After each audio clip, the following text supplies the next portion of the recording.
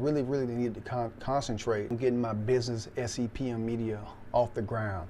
So from August to November, I really concentrated. I shut everything down. I wasn't doing any esports content. I was not doing any SE Power Moves content because I wanted to focus on the process, making sure I got more clients in the process of servicing the clients with any type of marketing that they needed, and I also started to take more courses to try to learn some AI automations and try to learn a lot more about social media marketing, because even though I'm a social media marketer for my day job, it's a lot different than providing those services, independently on my own, right? And I also, in September, I started reading this book, The Millionaire Fast Lane by MJ DeMarco. Book changed everything. This is a very recommended read if you're an entrepreneur, if you want to get into entrepreneurship. It's a great read and a great process. This is going to be my second time passing through this book, probably 2 more times, because for me, if a book provides value or instructions provide value, you just can't read it once, and that's just super simple. What's in that book? Super complex. So I do recommend The Millionaire Fast Lane by MJ DeMarco, all right?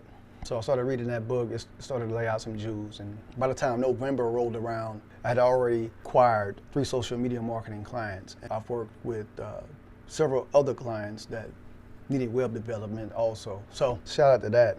And this one that's coming up, November. All right, so remember The Art of Being from the Gibbs Museum? He's been having a phenomenal year also. He's been knocking stuff out the park. He's been selected for several art festivals. He specifically headlined the Moja African American Arts Festival in Charleston, South Carolina. One of his pieces was selected to be the marquee piece.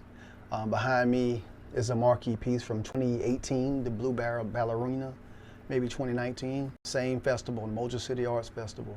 And this was big because this was the 40th anniversary of the festival. So they chose him just through conversation on a whim. Me and him were talking, and I was like, hey man, he told me about he was headlining the festival, and I was like, hey man, you need a website just in case people want to check you out and have some, a place where they can check you out and maybe even purchase some art, because I knew I can put together the website. So we had about 2.5 weeks before the festival, built him out the website.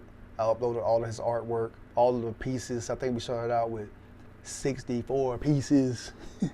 Within the first week of that website being up and operated, he sold his first painting for $1,200. In November, The Art of Being was putting on his first solo exposition of his artwork, and again, we collaborated again. I was full on in support mode with this festival. It was called Full Circle. Of course, we built out the content on the website, and we also uploaded more paintings, and we took it a step further. We created barcodes and QR codes to attach to those paintings during the event, so attendees could easily purchase a painting without making too much fuss or carrying cash. Scan the QR code, purchase the painting, walk out with the painting. Also, I created his merch around the Full Circle event, which went on phenomenally well. We went on to sell quite a few hoodies and t-shirts of the Full Circle event. The event itself was phenomenal. I don't think I've ever seen a show like that. I think that it was one of the best I've been to,